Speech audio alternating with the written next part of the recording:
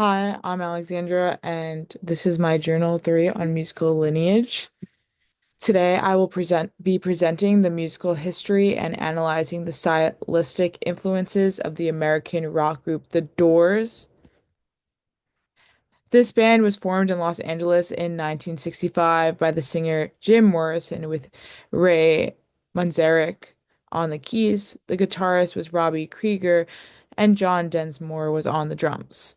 From their first album in 1967 until the last one before Morrison died in 1971, the Doors were known for their moody and mystical rock inspired by the blues and psychedelic rock.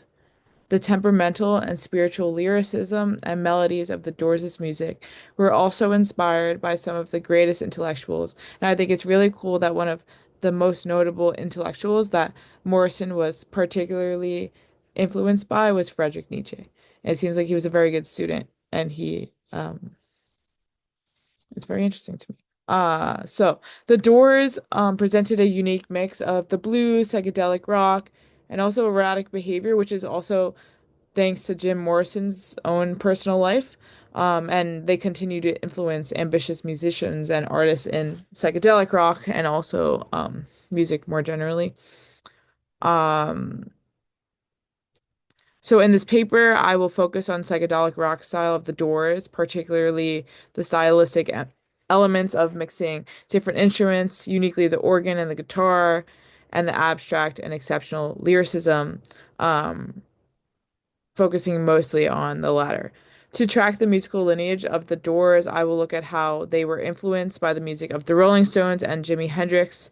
For the sake of clarity, I will begin by very briefly describing and discussing the stylistic influences and then proceeding into three song analyses to demonstrate the musical evolution of the Doors. So at the forefront of the British invasion came the Rolling Stones in the mid 1960s. As an antithesis to the Beatles, the Rolling Stones were sensual, dangerous, and often rude, according to our Kovac in the textbook. The Stones were influenced by the American blues. The repertoire of the Stones heavily consisted of 12-bar blues songs, unsurprising for their own influences being of the blues. We will certainly see this in the Doors' song Roadhouse Blues from their album Morrison Hotel.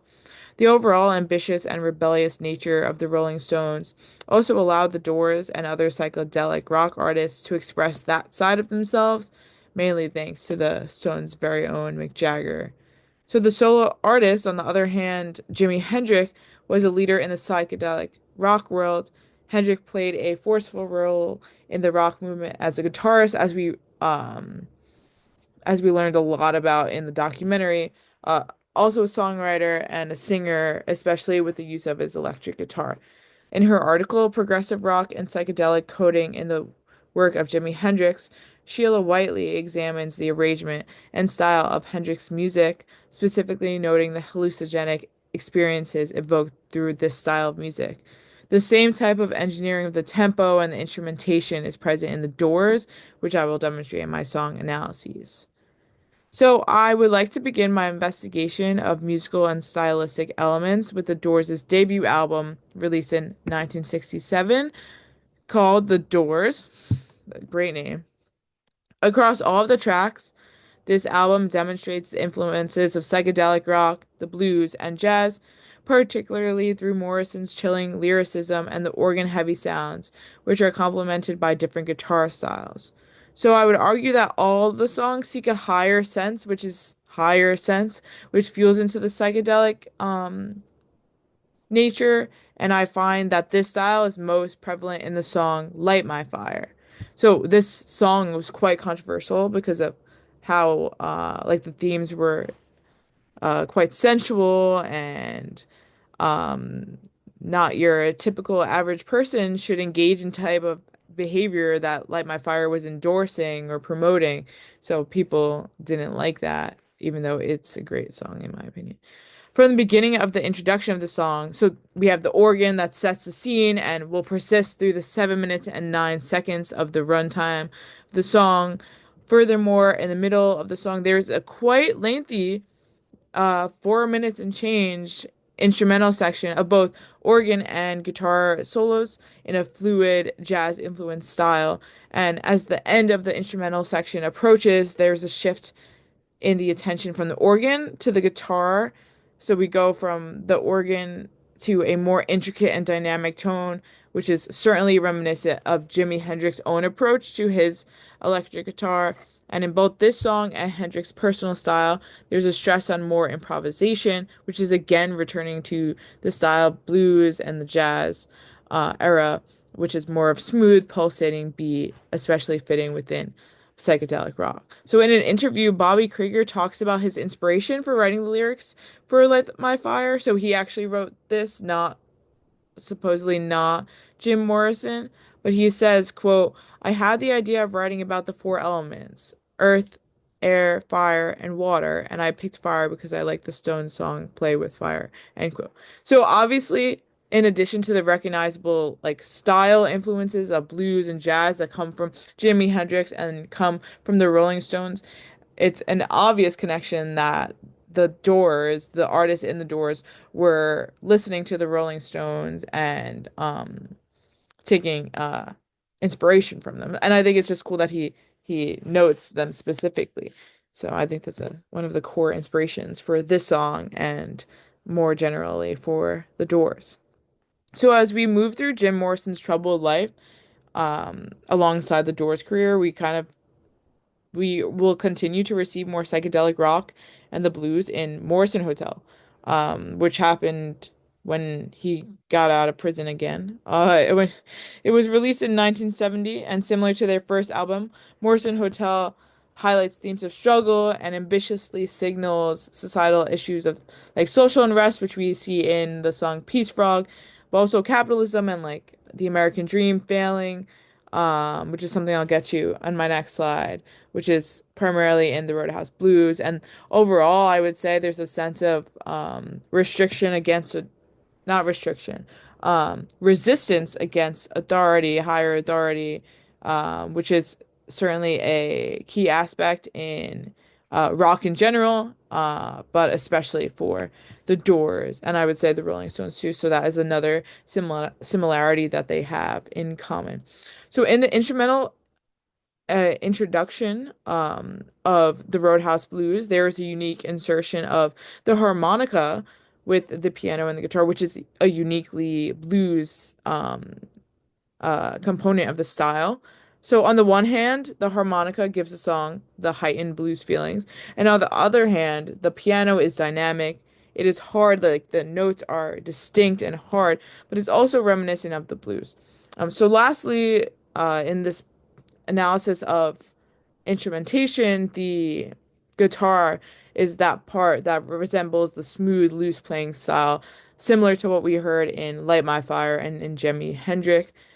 As I mentioned briefly above, the Rolling Stones repeatedly relied on their 12-bar blues sequence in the repertoire of covers and stuff along those lines, which is the exact structure of the Roadhouse Blues, which is another distinct connection. So before Jim Morrison died at a very young age of 27, which another thing is that the band really didn't survive after he died. They like, kept on a thread there, but it wasn't the same. So the Doors recorded their last album together in 1971 called LA Woman. So once again, this album is heavily influenced by the blues and the idea of this time we get a more serious or a more direct connection to the political context in America. So it's certainly influenced by the idea of the end of Americans' golden age post-Vietnam. So when many young Americans found themselves in a world of hopeless uncertainty, I'm going to say many young male Americans finding jobs post-military and dealing with a lot of psychological battles, but also economic as well. So their song in this album, Love Her Madly, is one of the Doors' most successful songs of all time. So this is an upbeat song. I argue it's a drum-driven song, and it highlights specific themes of love, lust, and heartbreak. So we've gotten a lot of super dark themes. This is more of a So in the past, we've seen dark, mysterious. We're still getting some dark, mysterious, temperamental themes in this album, but this song in specifically is kind of more upbeat, even if it's talking about heartbreak and lust and all of that. So the instrumental introduction set up a high energy drive. So that's why I'm saying it's a little more positive. So we get the guitar, the bass, the electric guitar, bass, piano, and drums. I would argue that the drums seem to be leading the other instruments from the top. It's kind of like the special organ bit in the first song I looked at, but the drums here are really taking center stage after Morrison, I would say. So when Morrison comes in with the vocals, he retains a high energy. The lyrics are simple and direct for each of the chorus and the verses. And when we reach the third chorus around 2 minutes and 10 seconds, we get more variations of the guitar, so we get more of the Jimi Hendrix-esque intricate savviness of the guitar, I perhaps you could say. So that creates the climax for the song. It creates a little more tense and climactic environment for what I would define as a complicated love song. So yes, it's upbeat, but there's also a lot of tension for the listener and supposedly for Morrison too. So lastly, the main guitar sequence, along with some vocal ad-libs, will fade out in the song's outro, so beginning at 2:25. This fade and the guitar sequence creates a cycle that I would say aligns with the style of psychedelic rock. It's kind of like a hypnotic style. Like that continuous feeling of the guitar, but also we get the ad libs kind of puts you to that higher state anyway, which feeds into the psychedelic rock, which we have talked a lot about in class, but a lot today with the Doors. So the delivery of the song by Jim Morrison, and we get the more positive lyricism as in comparison to other songs on this album and other Doors albums.